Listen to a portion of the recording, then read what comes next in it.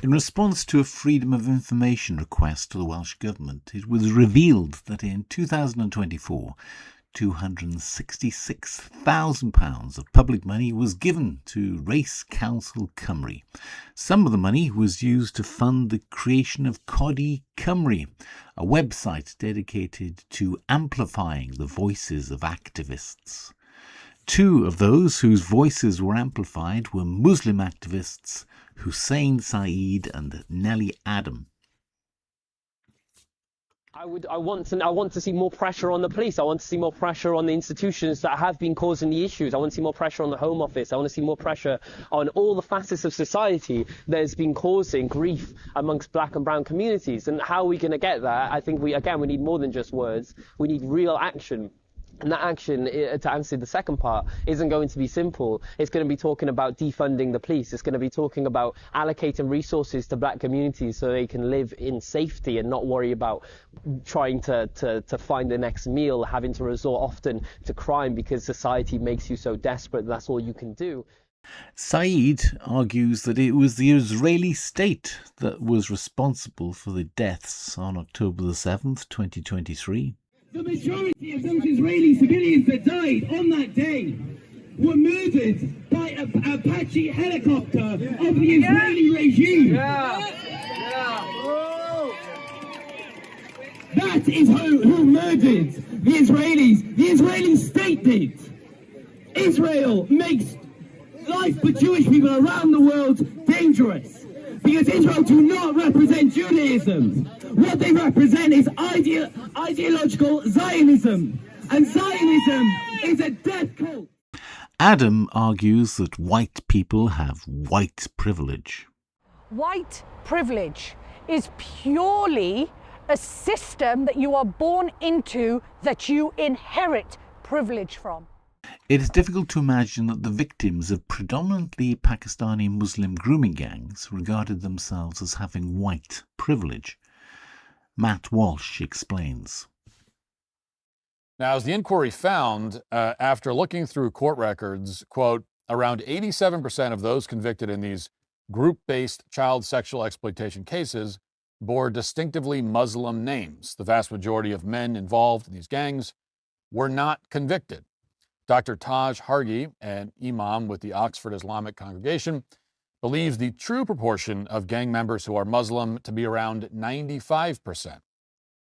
The overwhelming majority of the rape gang networks consisted entirely of men from Muslim backgrounds, predominantly of Pakistani heritage, although smaller groups from Somalia, Iranian, Syrian, Turkish, and other Muslim origins were also involved. Girls as young as 11 were targeted with gifts, alcohol, and drugs, collected in taxis from school gates, care homes, and streets, and taken to houses, flats, restaurants, and hotels, and then raped repeatedly by groups of men, passed between perpetrators, trafficked across county lines, and in many cases impregnated or forced into abortions.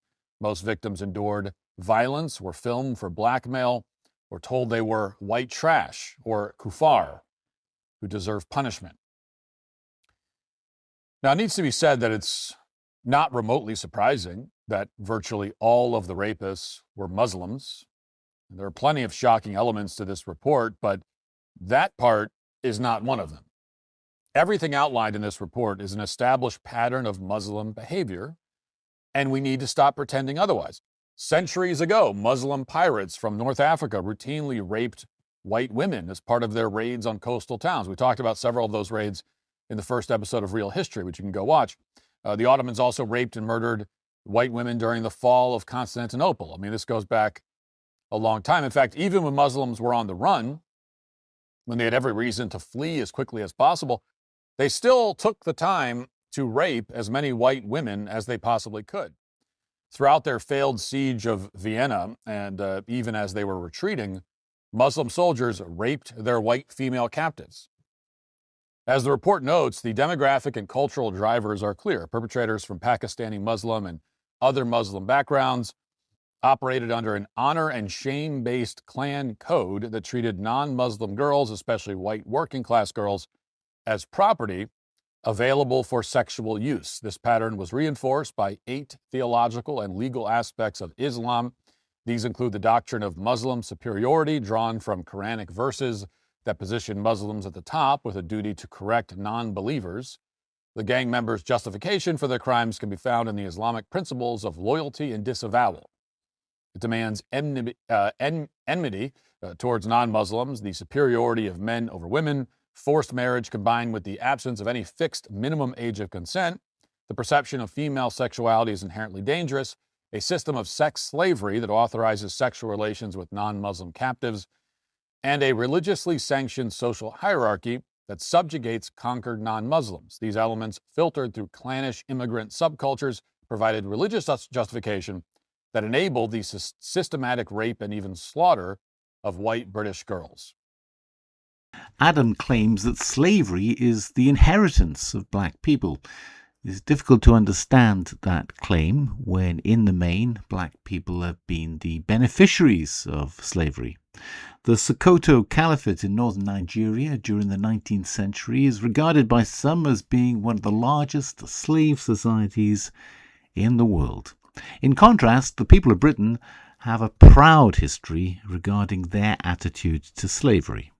They told you a story about who you are and where you come from.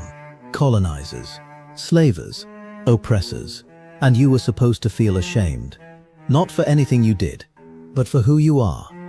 So let's not argue with the story. Let's test it. Britain wrote everything down. Let's open the books and see for ourselves. Start with the obvious question. While all of this was supposedly being done in their name, who actually were your ancestors? Here's who they were. In the year Britain banned the slave trade, fewer than 1 man in 10 could vote, and no woman could. Your ancestors could hang for stealing a sheep. For petty theft, they could be shipped across the world, and 160,000 of them were. Their children were down the mines at 8 years old, and in the mills before dawn.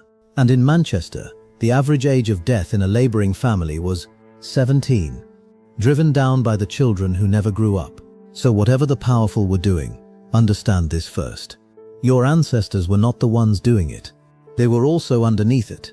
And that is what makes what happened next extraordinary.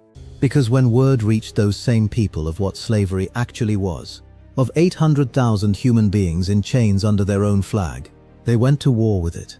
And they had no vote, no army, and no seat in parliament. They fought with what they had, a courtroom. In 1772, an enslaved man named James Somerset was carried to London in chains, and an English court ruled that English law could not hold a slave. He walked out free. A kitchen. In 1791, 300,000 families simply stopped buying slave sugar. Not a march, not a riot. A decision made at over 300,000 tables. A signature. In 1792, 519 petitions hit Parliament, carrying 390,000 names, and most of those hands had no vote.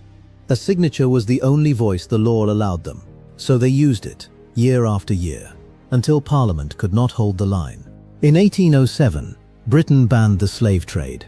The people had moved the government's hand, and when the slave owners demanded a price for the 800,000 they still held, it was those same people who paid it. £20 million, around 40% of the government's entire annual budget, a debt the Treasury says was not cleared until 2015.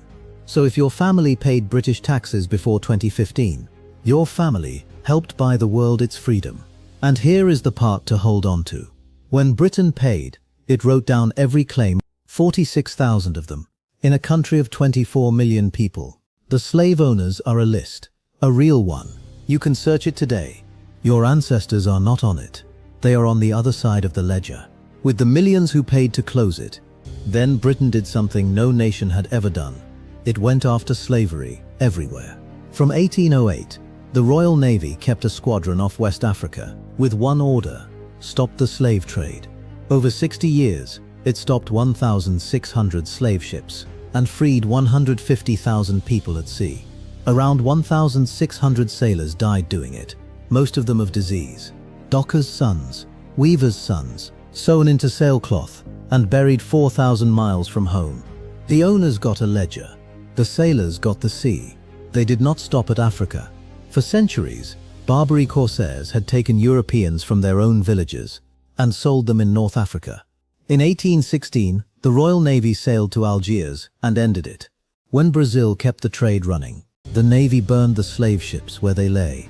When a king in Lagos kept selling people, Britain removed him. When American cotton picked by slaves reached Lancashire, the mill workers chose to starve rather than spin it. And in 1896 came the last act, a war in Zanzibar that lasted 38 minutes. The next year, slavery was abolished by decree. Today, almost every nation on earth outlaws slavery. Where it survives, it hides. That fight is not over. But the world that fights it had to be built.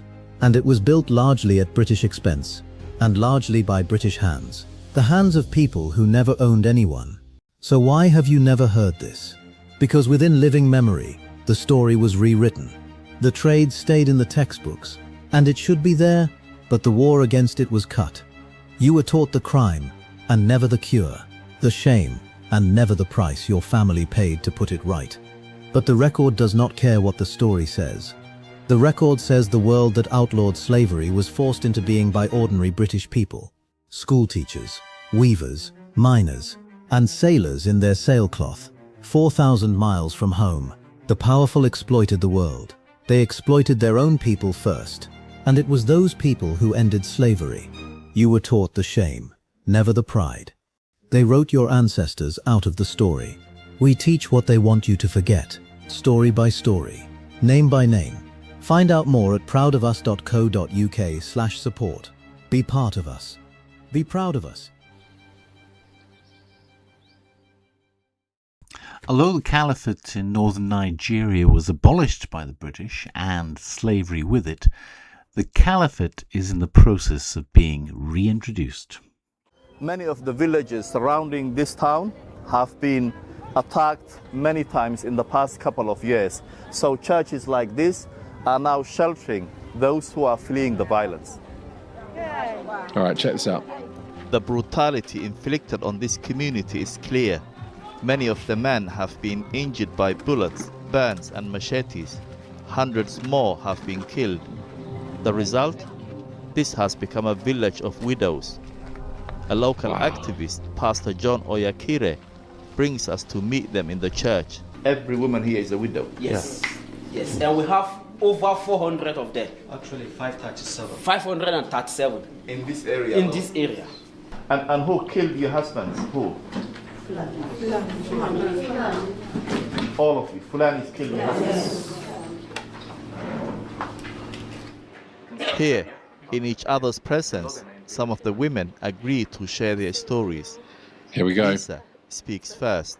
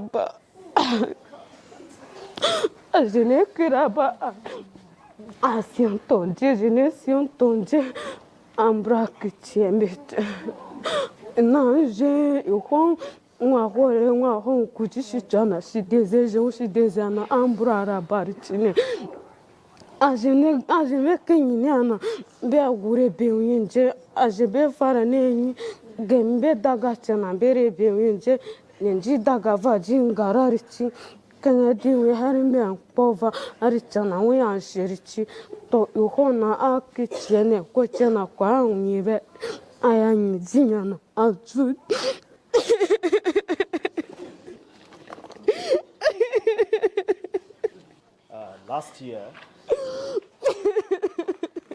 got through the family compound.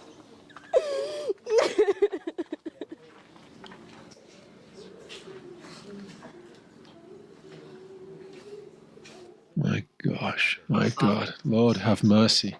a cikin satin ran Lahadi muna barci karfe 12. Mun ji Fulani suna magana, Fulani suna tarawa, suna harbi bindigoginsu. Mun zo kofarmu sun harbe bindiga sau 3 sai kofa ta bude. Ta bude sun doka mun yaro mai shekara 14 sun je sun yanka shi a kofa. Sun yanka shi da wuka sai sun raba kai da ada ya zama kashi 3. Haka sai ga yaro na mai shekara 10 sun diba kaya sun rufe shi sun kyauta shana sun sami shi. Sai ga yaro na mai shekara 2 haka sun rufe shi da wuta sun sami shi wuta. Mai gidana yana sili sun rufe mu da wuta mu dan boye wani wuri da Joanna da kakamu. Sun tafi wutan yayi yawa sai na ihu. Ina son bude su yanka mu huta ba mu iya ba. Da na yi ihu ashe su din su riga sun gudu an zan fitar da mu sai na wuce na samu gawawakin yaran na gudu.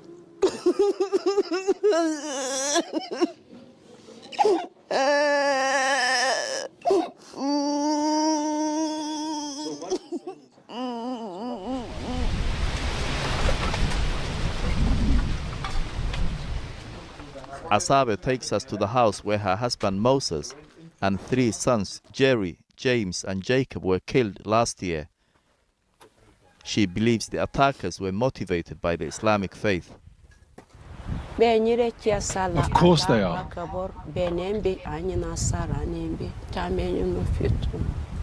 Why do you think they attacked you?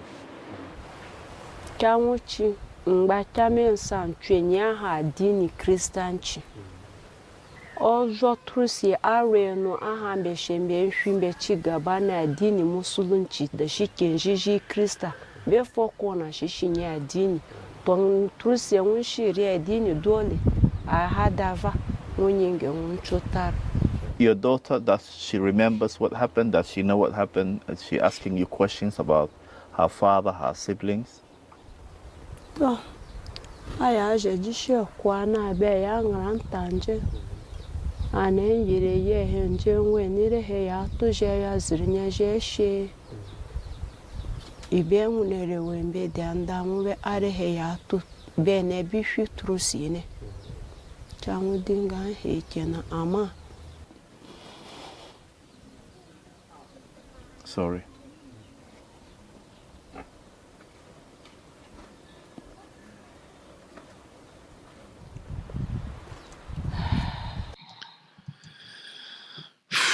I can't watch much more.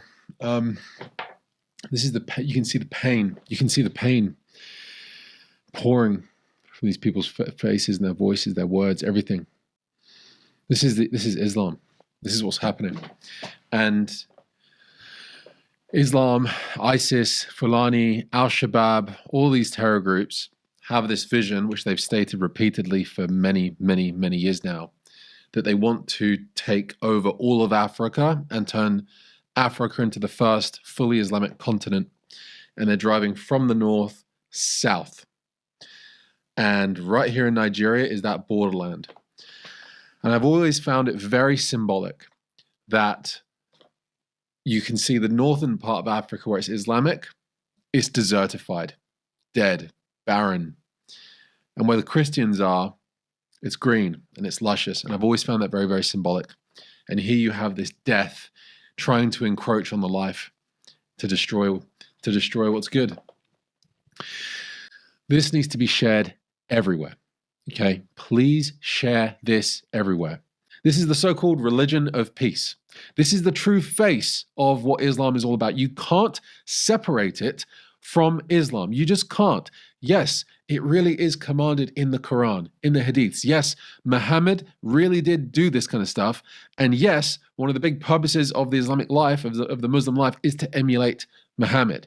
So when these Fulani or these ISIS or whoever is out there, these jihadists doing this stuff, they feel euphoric doing this stuff. They feel euphoric massacring Christians because they feel it's bringing them closer to the life of Muhammad and to Allah, okay? You can't separate the two out. And you have these various Islamic forces all across North Africa, Al-Shabaab, Fulani, various ISIS chapters in the region who converged on this one goal, this one mission, to take over the entire African continent, to turn the entire African continent into an Islamic state, Islamic caliphate, Islamic continent. Okay, this is what they're doing, and they're going from the north down. And this is exactly where that buffer zone is between the north and the Christian south. Now, just quickly before we wrap up the video, how incredible is it to see that these people who are seeing their children massacred in front of them have not abandoned their faith? Meanwhile, Europe, with all its comforts, we don't need Christianity anymore. So, in a sense, the greatest enemy to Christians is a life of comfort, a life of ease, a life of all these conveniences. Meanwhile, these people, I don't care what denomination, are inspiring the heck out of me. Nelly Adam has nothing to say about this. People are attempting to reintroduce the caliphate in the Middle East too, through the ideological movement of the Muslim Brotherhood and their Palestinian arm, Hamas. And the same sadistic brutality is being used. In November 2023, Tamar Herzig from Tel Aviv University wrote, "The cruel sexual violence inflicted on Jewish girls and women in the course of Hamas's attack on southern Israel was filmed by body cameras and uploaded to social media by the perpetrators and their collaborators on October 7th. In these videos, the terrorists are heard discussing plans to rape specific girls. They are also seen parading the rape victims that they kidnapped to Gaza, with their clothes ripped off and blood gushing from between their legs. Raped victims who were rescued from the massacre and brought to the Israeli Acute Response Center testified to the assaults that they underwent. Over the next few weeks, forensic evidence collected from bodies of murdered Israeli girls indicated that they too had been brutally raped, in some cases in such a violent manner that their legs and pelvis bones were broken. Survivors of the massacre testified to having witnessed the group raping and cutting off of the breasts of a young Israeli woman. Rescue team members attested to the mutilation of the genitals of murdered Israeli girls who were found stripped naked and covered with blood and semen in their own bedrooms. All this accumulated evidence, however, did not convince the United Nations Committee on the Elimination of Discrimination Against Women, or any other UN body for that matter, to condemn the horrendous sexual violence meted on Israeli civilians, from girls to elderly women, on October 7th. Adam doesn't have a lot to say about the October the 7th atrocities, but she describes the Israeli response as genocide. This is unsurprising. The accusation of genocide levelled at Israel is repeated in Cardiff mosques. The accusation of genocide is simply a propaganda tool to be used in the war to obliterate Israel and establish a caliphate in the Middle East, in the same way that a caliphate is being re-established in northern Nigeria. In a series of videos titled Why Speak About It? Your Guide to the Blessed Land, Sheikh Ali Hammuda claims that Israel's actions in Gaza will leave a moral reckoning. There is another reason why it is impossible for us to finish a series like this and having reached the spiritual heights that we reach, for us to conclude it on mere information, and it makes it an obligation upon us to do something to transform what we have learned into a reality, and that reason is called Gaza. There is an event that took place in the last couple of years, last 2 years, that every one of us is witness to. That means that we simply cannot assume that life is going to return to how it was pre-genocide. Because of the severity of what has happened, and because of the barbarity of the enemy, and because of its exposure and openness, and take note of this fourth one, because of the global abandonment, I claim that there is a debt, a heavy moral debt that has now been accumulated, and it is a debt that Allah subhanahu wa ta'ala will settle when He chooses to settle it. Too much has happened. Too much we have witnessed. Too much monstrosity the world has seen. And too much was ignored and allowed to happen for us to assume that life as we knew it yesterday will repeat itself today. This is an impossibility. Now, how Allah Almighty will settle this debt, when Allah Almighty will settle this debt, that is known only to Him. But rest assured and know very well that even if every weapon was to fall silent today, and peace was to arrive in this land we call Palestine, know very well that there is an accountability, a reckoning that will affect every household sooner or later. Why? Because what we witnessed was anything but usual. Extreme in its barbarity, extreme in its openness, extreme in its arrogance, extreme in its diversity and scale, extreme in the global abandonment, extreme in global hypocrisy. So the proposition that I am making is that we must take active steps to ensure that even if we are unable to lift the genocide, the least we can do is lift the yoke of responsibility from our necks, so that when we stand in front of Allah Almighty and He asks us, what did you do when you saw this happening in front of your eyes? We can say we did A, B, C. We couldn't stop what they did. We never had armies. We never had true mobilization or other things to its effect, but we tried. And that is because Allah subhanahu wa ta'ala, He said, this is a key Quranic concept. He said, فَلَمَّا نَسُوا مَا ذُكِّرُوا بِهِ. When they forgot the reminder that we had given them, Allah said, أَنْجَيْنَا الَّذِينَ يَنْهَوْنَ عَنِ السُّوءِ. We saved those who what? Forbade evil. وَأَخَذْنَا الَّذِينَ ظَلَمُوا بِعَذَابٍ بَئِيسٍ بِمَا كَانُوا يَفْسُقُونَ. And we seized the wrongdoers with a severe punishment because of their rebelliousness. What's the key set of words here in this ayah? They're highlighted. Allah tells us that when the punishment arrives for these rebellious and transgressing people, the ones who were exempt weren't the ones who stood on the right side of history or the ones who felt the right way about what was happening. Allah said, we saved those who forbade evil. Those who played an active role according to his or her individual or collective capacity to do something, though it may not have been adequate enough to change the status quo, but Allah said they were the ones that we saved. When that debt came, when that reckoning arrived, it was those who transferred or converted the nouns into verbs. Those who translated theory into action. Those were the ones whom we saved, and as for the rest, they were swept away, the Quran says.